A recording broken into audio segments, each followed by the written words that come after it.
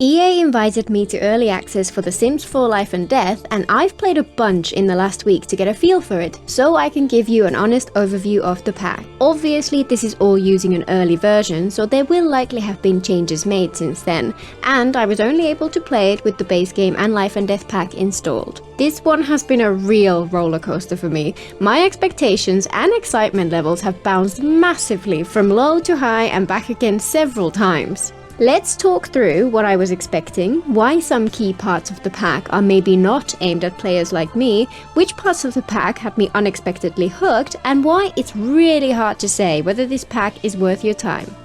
Every Sims player has their own preferences, so before we get into it, I'll quickly explain where I'm coming from on this, so you can see how much your perspective might differ from mine. I typically play a mix of all three major game modes and go through phases where all I want to do is build, or make Sims, or play through my gigantic legacy story. I stream all three on Twitch, run build and cast challenges, and I used to create cast CC, so I generally appreciate all parts of the game. One personal preference of mine, which is relevant to this pack, is that generally, occult sims and gameplay have rarely been my go-to, and packs including them tend to pique my interest less than the others. Though that said, I've always given them a chance and tend to find them more enjoyable in The Sims 4 than I'd expect. This all means that I tend to prefer packs which are more general use and less niche, especially when it comes to expansion packs, which always colours my perspective on them. The first reveal was a Twitter teaser about all upcoming updates and packs with a tarot card theme, which announced that the pack was called Life and Death. I didn't feel particularly excited by the reveal, but started brainstorming on what on earth it could include. Anything from playable Grim Reaper, cemetery lot types, funerals, more gravestones and urns, and probably more fleshed out ghosts. And while the funerals and cemeteries did sound pretty cool, even then I was a bit like, surely that's not enough for a full expansion pack. Pretty soon after that, they announced the Reaper's Rewards event, which to me pretty much confirmed the playable Grim, and then they released the teaser for the pack, which 100% confirmed it. At this point, I was kinda intrigued, but mostly felt that either I was missing something or the pack just wasn't for me. But then the actual trailer finally came out and I actually loved it. For one thing, it not only confirmed everything I had been speculating could be included, but it presented them in such a fun way with such a great narrative. That alone got me really excited for the pack. But even better, the trailer revealed the rebirth feature, which I did not see coming, and which sounded absolutely awesome. This came at the perfect time for the legacy I've been playing on stream for years now. One of my favorite Sims of all time is nearing death, and we immediately decided to pause aging so that he could be the first to experience rebirth. Overall, I was expecting very legacy-oriented gameplay with the wills, funerals, rebirth and so on, though with a bit of occult chaos thrown in. I was more excited for the gameplay in general, though as always I was curious to see the cast and build by as well.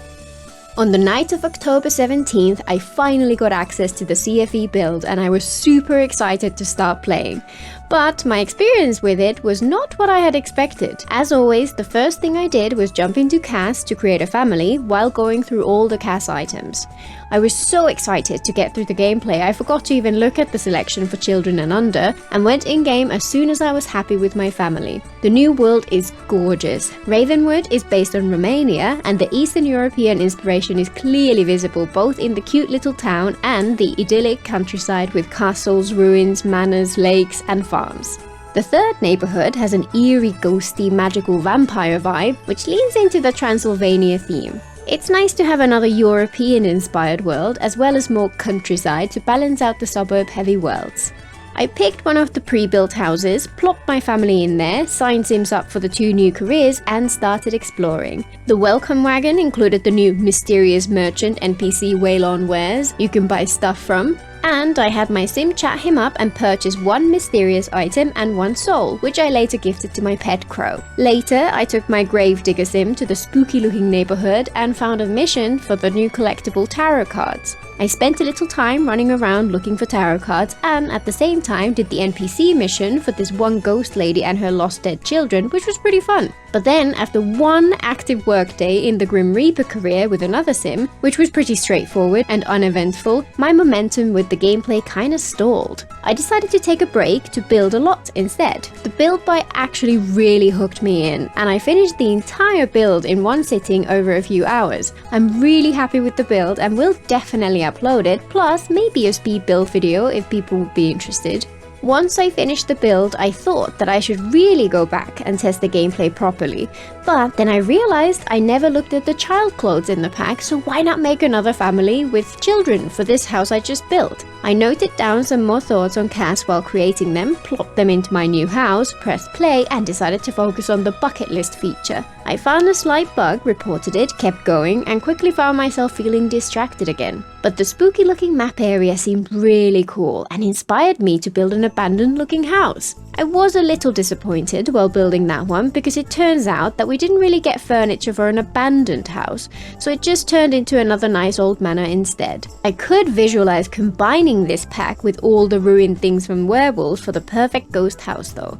After that second house was built, the gameplay still didn't really call to me, so I decided that what I needed was another new family. This time with an infant. 3 times I made a family and tried to play them, but quickly lost interest in the pack's gameplay. Note that this did not happen with Lovestruck or Horse Pack when I was testing those during early access. Eventually, I kinda gave up on the pack's gameplay and decided to build yet another house, which is not quite yet finished.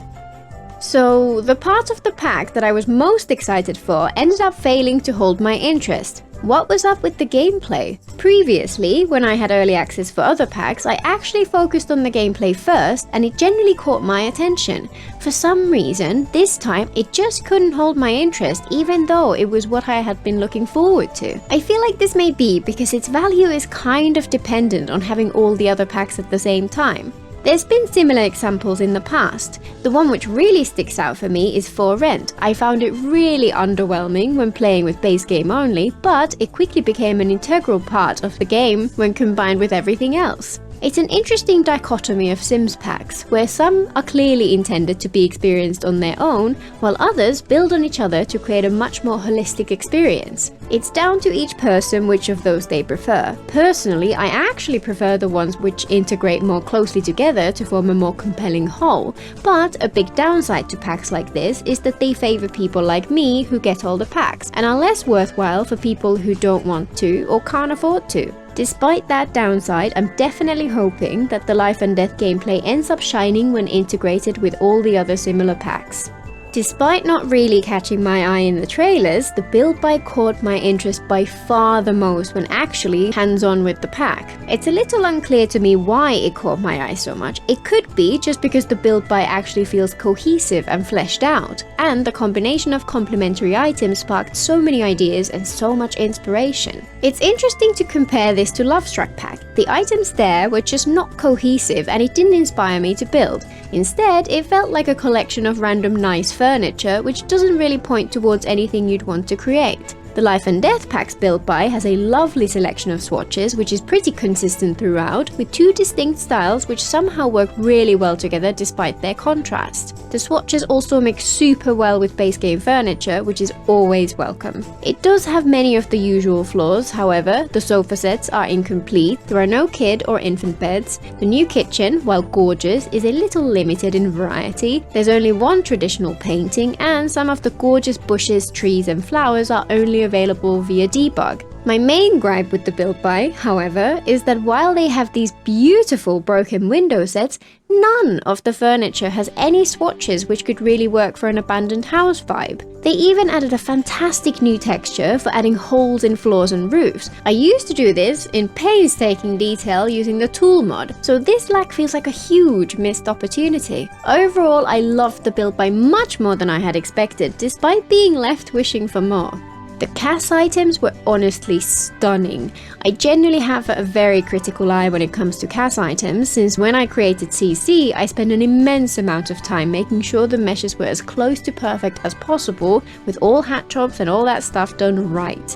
The CAS Ink Life and Death pack is great. They all have good swatches with fairly consistent color palettes across the various items, which makes the Sims feel really well put together. I particularly love the jewel tones. I do still have a few complaints, of course, the lack of outdoor clothes for women, the lack of anything for kids and below, plus there are a couple of gorgeous meshes which would have been even more versatile if they weren't crop tops. But those complaints are minor, and overall the CAS really surprised me in a good way.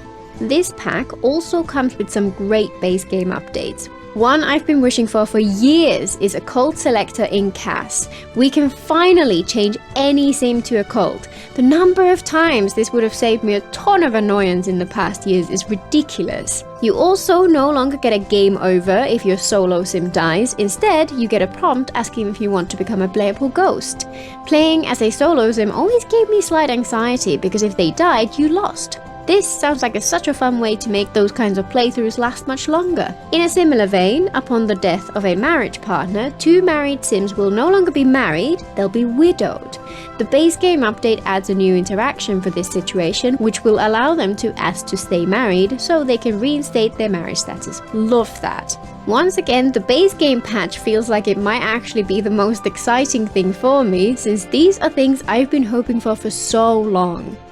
I'm always a little bit worried with such gameplay heavy packs that while it might work fine in isolation during testing, there's so much potential for it to conflict with the myriad of other features in dozens of other packs. I didn't play enough of the live mode gameplay to experience too many bugs, but unfortunately I have seen other people report quite a few, and naturally most bugs will probably not be apparent until you have a delicious code soup of every pack installed, so I guess we shall have to wait and see how well this ends up working once we really get into it. There are a couple of things which were a little annoying already. For example, NPC generation for the Grim Reaper job was already an issue. It created a bunch of random new NPCs to fill up the available jobs rather than using existing townies. This is a common problem in The Sims which never seems to go away, and I waste a ton of time cleaning up the awful random townies.